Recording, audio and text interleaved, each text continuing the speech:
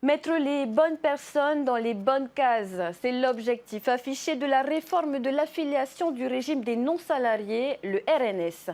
Le ministre de la Santé a défendu son texte ce matin en commission au CESEC, un texte qui prévoit d'inclure au RNS les locations de courte et longue durée qui génèrent des recettes confortables. Les explications de Thomas Chabrol et Esther Cuneo. 2 heures de discussion pour décortiquer les nouvelles règles du jeu. Fini la primauté du régime des salariés. L'activité devient le critère prépondérant d'affiliation au régime des non-salariés, le RNS.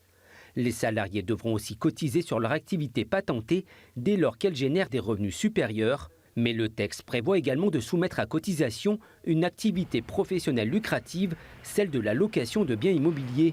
Avec un seuil, les propriétaires qui génèrent des recettes de 250 000 francs par mois, soit 3 millions et plus par an, seront affiliés au RNS.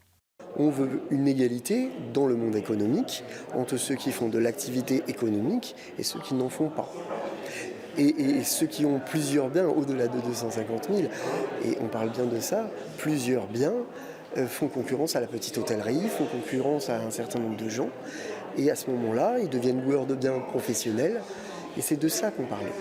Et pour ne pas contrarier l'investissement des petits propriétaires, le texte prévoit de nombreuses déductions de l'assiette de cotisation, comme le remboursement de l'emprunt, de l'assurance ou les cotisations déjà versées au régime des salariés.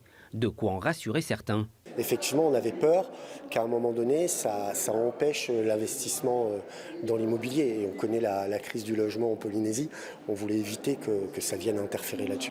Mais du côté des administrateurs de la CPS, on se demande si cette réforme pourra compenser le manque à gagner de la suppression de la TVA sociale. Moi, je parle de chiffres. Cette année, l'année dernière, le pays a apporté, c'est pas une aide, il a apporté 42 milliards l'année dernière dans le budget de la PSG. Aujourd'hui, c'est 40 milliards. Déjà 2 milliards qui manquent. Selon le projet de loi, cette réforme devrait conduire à l'affiliation nouvelle d'au moins 25 000 personnes au régime des non-salariés. Les nouvelles dispositions devraient entrer en vigueur au plus tôt le 1er juillet 2025.